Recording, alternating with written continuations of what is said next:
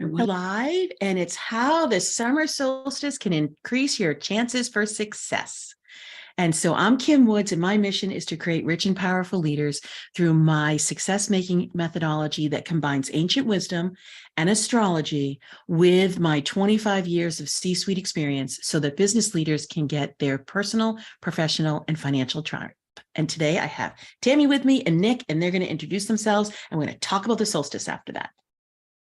Hi, everybody. I'm Tami Goulet. I am the program director and soul alchemist here at Kim Woods. And I help people remember who they are at the core of themselves through energetic healing and transmutation. I also help them find out their true life purpose and realize that they can actually put themselves at their front and center of their own life, like even at the same level as everybody else that they put themselves at, as long as they put themselves up there, because they are just as important as everybody else is. Awesome. And Nick? Yeah, I'm Nick. I'm a lot less eloquent. I'm a marketing associate. I am a rising senior at the University of Maryland. I'm helping out with the YouTube channel, and I'm also Kim's son. Yeah. And so we're here to talk about the solstice. And so the solstice is the apex of power. So we have two solstices in the year, right? We have it in June and we have one in December. And depending on where you are in the world, you're going to either have the longest day of the year and you're going to be in the height of that summer from an energetic perspective, not necessarily a seasonal one.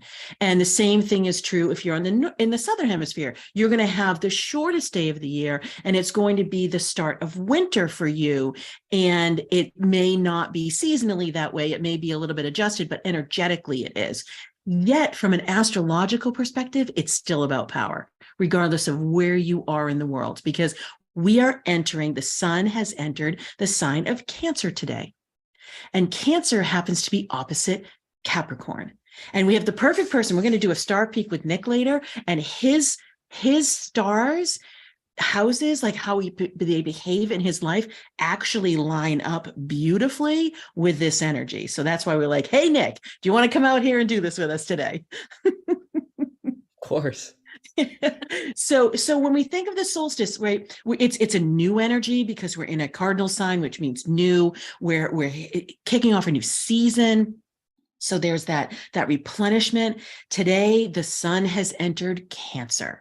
And so when it's entered Cancer, that means that we've moved from that wild, energetic, mental happenings that are going on in Gemini, and we're moving into our heart space.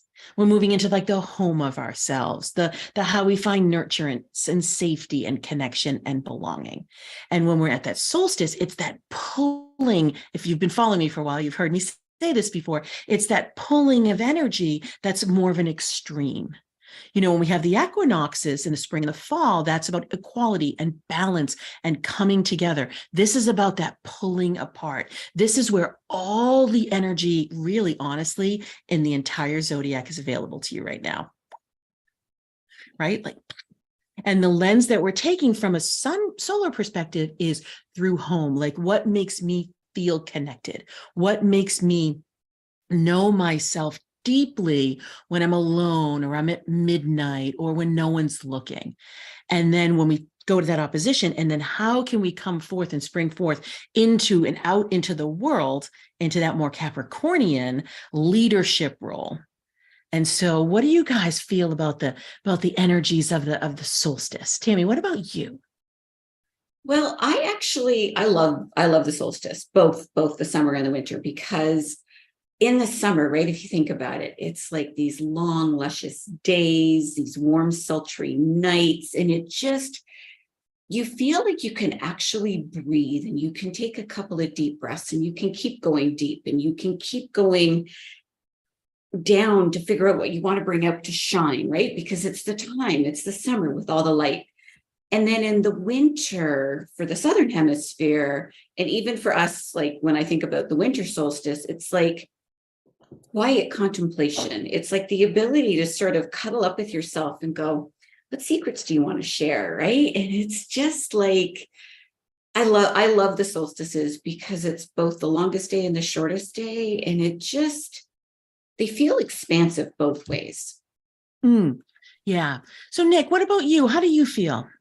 Yeah, I think I would just echo a lot of what Tammy said, honestly. For me, I feel like the solstice is a really sort of full expression, kind of. Obviously, it's an inflection point for the seasons. We think about the start of summer today, the start of winter in 6 months. But I think that it really just enlarges and sort of maximizes a lot of the energies that we could be feeling day to day. So I know that it's really hot, and like Tammy was saying, it's long nights and, or I guess short nights and long days. Hmm. Um, but I just know growing up, it always sort of maximized that feeling of play, that feeling of sort of just release of summer. So I'm wondering how it continues to sort of do that as I get older. Yeah, exactly. It's interesting because each solstice has its own energy because there are other stars in the sky, of course, right? So when we look at this week is so fascinating because on Monday, we reached a combining point that actually harkens back to the winter solstice here on the northern hemisphere. I mean, yeah, northern hemisphere in on December 2021. Or excuse me, December 2020. So it kicked off 2021.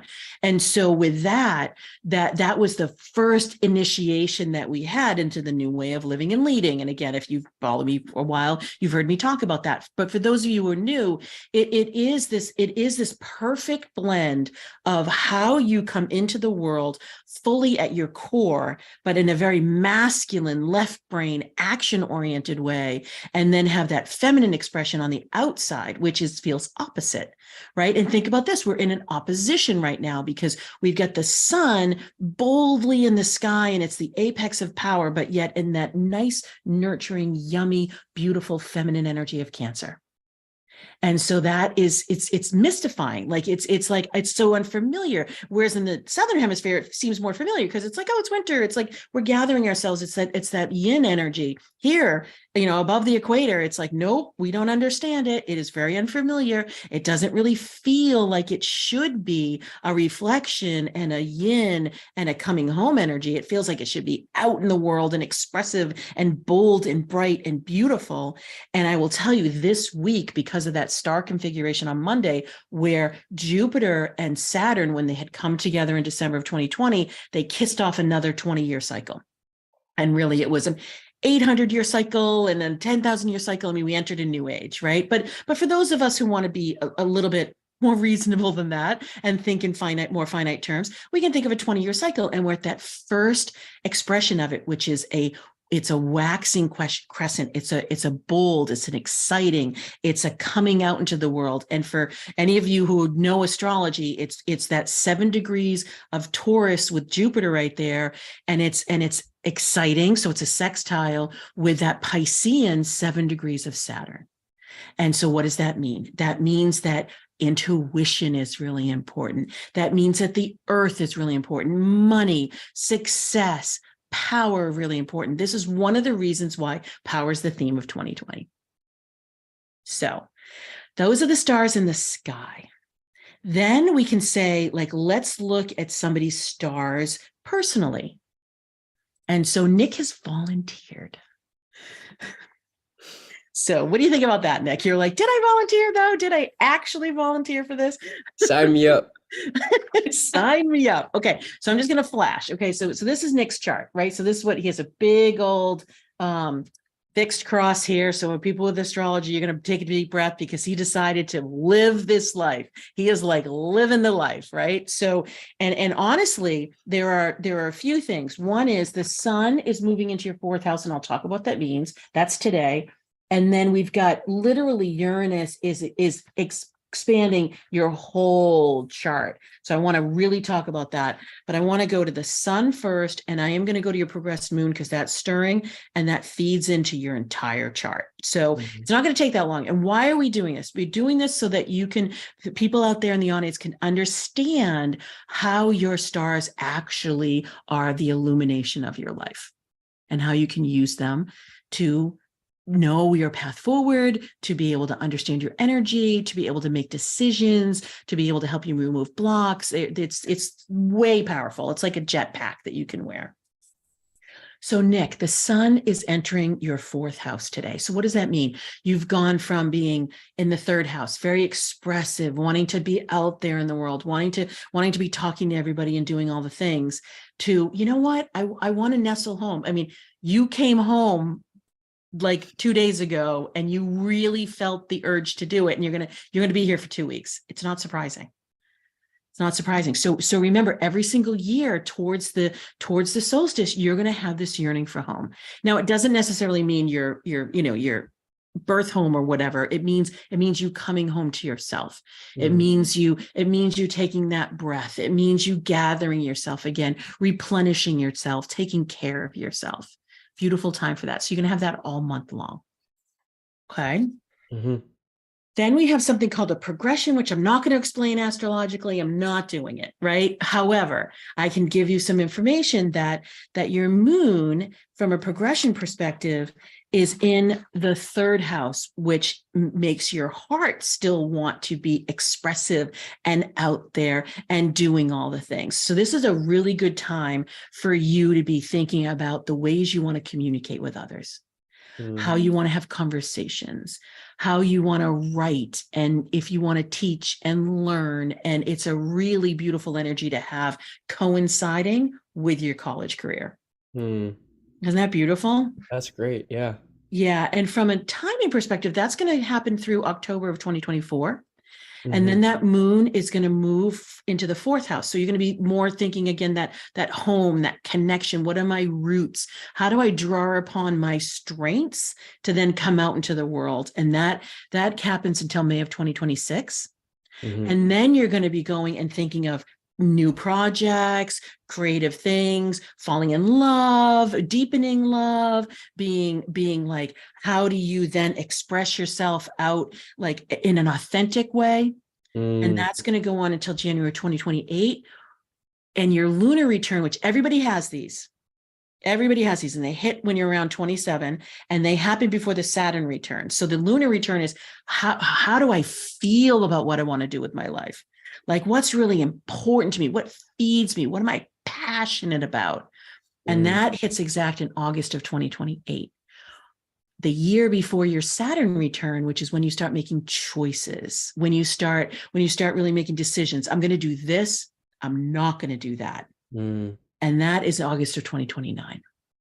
Wow. So we just gave you like that was more your progress chart, like how your chart evolves through your life. Okay. Do you have any questions about, a little bit more like bring it back to now? What kind of Yeah, that questions? was right. That was just a great sort of walkthrough for the next few years of some of the bigger impacts that are going to affect me. But I guess I just say that as a college senior, I'm much more concerned with sort of figuring out how I'm going to find success, how I'm going to find financial success, what I'm going to do for work. Like those are more, I think, more tangible questions. Yeah. Than these abstract thoughts. Yeah, no, 100%, right? It's good to kind of get that timeline, and it's like, okay, now let's come back and like give me some more brass tacks. And I will say Exactly. that you're absolutely asking these questions because Uranus out here is hitting your entire chart. It's like literally, and Uranus is about change. Uranus is about your future. Uranus is about like, okay, let's shake things up and let's make them real. Because it's in Taurus, it's about let's make them real. He's not normally like that. But when I look at this, I can look at like your skills and your talents. So here's the thing. We talked about this before, and you know this, but it's really going to become evident as the year progresses and as the next year progresses. Leadership.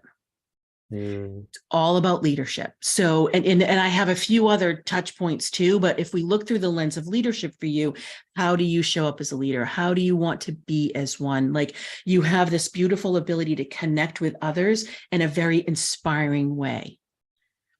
So, and you're very popular, and people really like you, and people are drawn to you, and you have Venus right there in the first house, my friend. So that's just that. So, you're a great guy, but like, star wise, that was written in the stars when you were born, right? So yay. The other thing that I'm looking at when I look at leadership is I look at like your passion for it, right? Because you've got your moon in Leo, and so you need to be inspired and motivated in order for you to be able to do something. So how true is that? Oh, so it's so true. Yeah, I'd say that's spot on. Right. And because Leo likes to really kind of wear things, you know what I mean? Leo isn't the type of sign that says, oh, I'll just observe over here, or okay, I can just kind of wade my way through it, or sure, I'll just kind of like pace myself. Leo's not like that. Leo's like, I want to be passionate about it. I want to have fun with it. I want it to mean something to me. And you have it in the 6th house. So from a work perspective, your passion is really going to power you. So as you're making decisions and you're going on interviews, if you are not leaning in your chair like this and saying, wow, I want to hear more, that is not the place for you. Got it. Okay. Yeah. So you got to be sitting on the edge of your seat saying, oh, and honestly, to the point of, it doesn't really matter that might be a little bit less money than something else. It doesn't matter that might be a little bit less convenient for you. It really is all about your appetite for it. Got it. Okay. Yeah. The other thing I will say is that you do have a cyclic nature in your chart. So what does that mean? That means that, and this is kind of the new way that we're dealing with life right now, which is why it's a little frustrating for people. We don't have that linear, I'm just going to keep doing, and I'm just going to like drive myself and push myself. Your own chart aligns with that. Your soul destiny is about that. So allowing yourself to have that rhythm and that tempo and the grace of the schedule that you have for yourself. Now, you're a senior, you're going to be having homework, you're going to be having, get your resume out there, you're going to be interviewing, you're going to be doing those things, of course, but recognize when you are in touch with your body that you're going to know, gee, I should go work out, or I should go like take a break, or I should just go see my friends, or I should just, you know what I mean? Just give yourself that rhythm that makes sense, because you don't want to just hit the wall. Yeah. Right. Like, and we did see it. We saw it senior year in high school with you, right? Like that was just all of a sudden your body was like, yep, nope, not doing this. Right. And that's because you have that cyclic nature. And it was a bad mother moment. I'll tell somebody at some point if I know you better. Right. But yeah, that was not an awesome mother moment. The other piece of this is that from an intuitive perspective, you have got the ruler of your chart, the ruler of this energy is all around 12th house. It's Aquarian. There's a way for you to have the vibe of what's going on around you. So how have you felt that? Like, do you feel like you go with your instinct and your intuition? Yeah, mostly I'd say. Yeah. But I've definitely tried to bring some more rational reasoning, I guess, as Yep. well. Yep. But it really is the marriage of both. It's not one or the other. You're not just going to be like, oh yeah, okay, kumbaya. I'm just going to be like, just intuitive and what's the vibe. That's not you. right. However, you don't want to be over rationalizing. This goes back to the Leo. Like, you don't want to be over rationalizing something because you're not going to be happy with it, and it's not going to serve you. Okay. Okay. Then that has to do with, of course, job, because that's what we're talking about. But that even has to do with like people that you decide to hang out with in a new place. Right. Like you want to really be going and saying like, are these my people? Like, does this feel like I want it to be this way? So, okay. Really important. And then the last thing is, and I think this will be the most informative one, it's everything speaking and writing. Nice. Yeah, honestly, there's so much Gemini energy in here. There's so much Mercury energy here. There's so much Aquarian energy here. And I was remembering that, so Elizabeth is the name of my astrologer. And so when the kids were little, they were not even a year old, I went to her to read their charts because I didn't want to put my impression and my kind of perceptions onto them. And she had said something to the effect of Nick is going to be doing something with it, like ancient wisdom and advanced technologies, I think she had said. Do you remember this, Nick, when we talked about it when you were younger? And I was looking in your chart today, and all of a sudden it was like, wow. Because, well, think about this. I had no idea. I've never really thought about it. And I had no idea what it really meant until think of the first word I said about your chart, leadership, and think about the new way of living and leading. Like, what the hell? Like, literally, that's the energy. So I'm like, oh my God, like it blew my mind. Sorry, it blew my mind. I don't know. Nick's kind of No, like, I'd have to get more information. yeah. So we know how we've been talking about the new way of living and leading, and how the masculine is in the center and the feminine's in the outer edges, and that we're not just going to just do production and ever expansion and just the logic and the can be more sustainable. This is that. That's Crazy. Yeah, that's amazing. Isn't that amazing? That's amazing. So again, you're starting out in your career. So from a leadership perspective, there isn't the expectation that you're going to all of a sudden take over, Google or something, right? However, when you're looking and you're assessing, places where you're going to be, make sure that it allows you to be in that wholeness, right? So for example, if somebody's saying to you, it's business, it's not personal. Or if they're saying like they've been in business for 50 years and they're doing things the exact same way, or they're very old school, those are not your people. They're just not your people. You're in a much more progressive, much more open, much more modern, forward thinking. We're new. We haven't done this before. It's a new division. I don't know why I'm still in business, but it's a new opportunity. We're in a new geography. We're in a new solution base. We're going to all figure this out together. It's a very grassroots type of feeling, a very bottoms up type of feeling. That's really interesting. Okay. Do you have any questions? Probably 100. No, that was obviously a really comprehensive sort of look.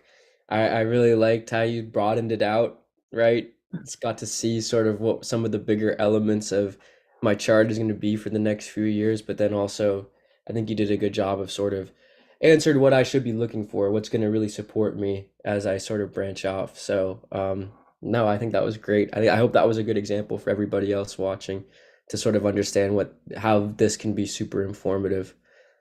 So I appreciate it. Sure thing. The other thing from about money perspective, like you want it to be show me the money. Honestly, you're not going to, I'm literally looking at your chart. This isn't where, okay, pay me later. This isn't I'll just take a piece of the company and you pay me later. And honestly, I can say that throughout your entire life. This is a nope. You know what? There's a steady thing going on. There's a rhythm that's reasonable and expected. And honestly, a little bit more traditional, weirdly, on that side. That's what the money expression is telling me. Okay. Because I realized I didn't answer that part of the question. Okay, so with all of this energy here, do we want to then go into a ritual for everybody so that they can enjoy the solstice, this power, this beautiful ability to be able to use this energy in their life? Tam, I'm going to put you on the spot. Do you want to start us off? Sure.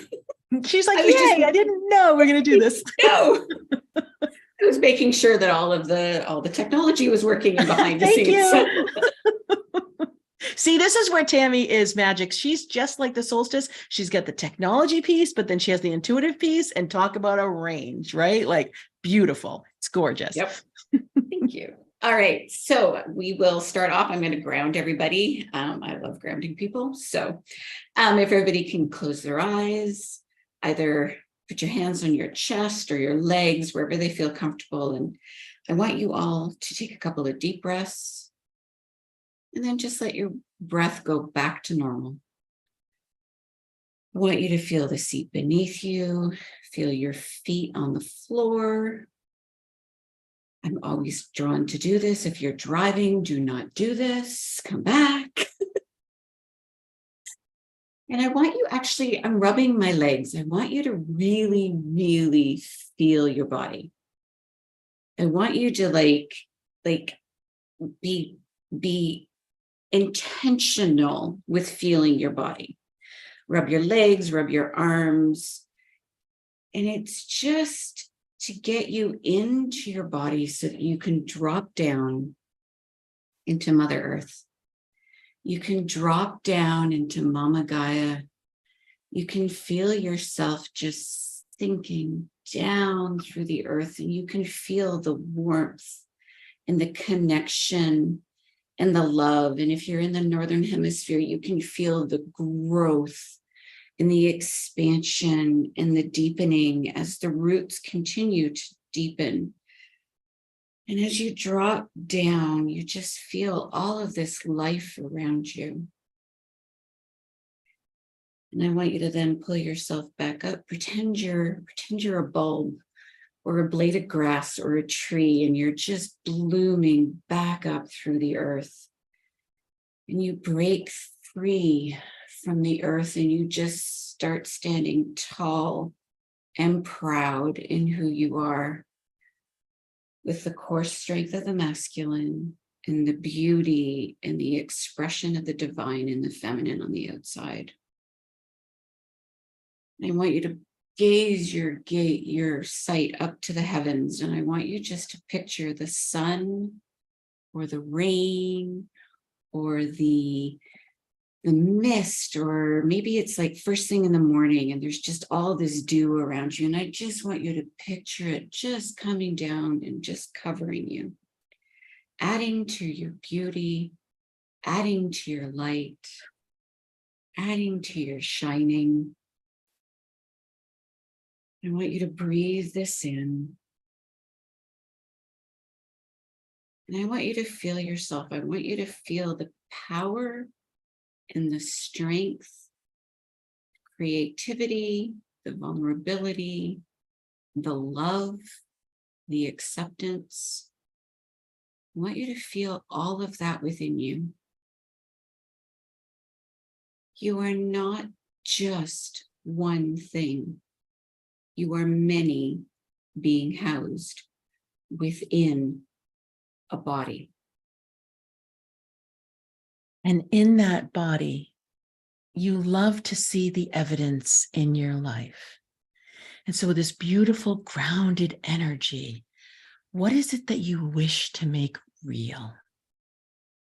What things do you want to see and touch and know? And how do you want to invite them into your world? Is that an intention? We could ask a question. We could just say, what will come in for me today, this week, this month, this year? How am I knowing that I am powerful to be able to ask this question and to be able to receive the answer? How can I be in this space of both knowing and not knowing? And imagining and creating and wishing and dreaming.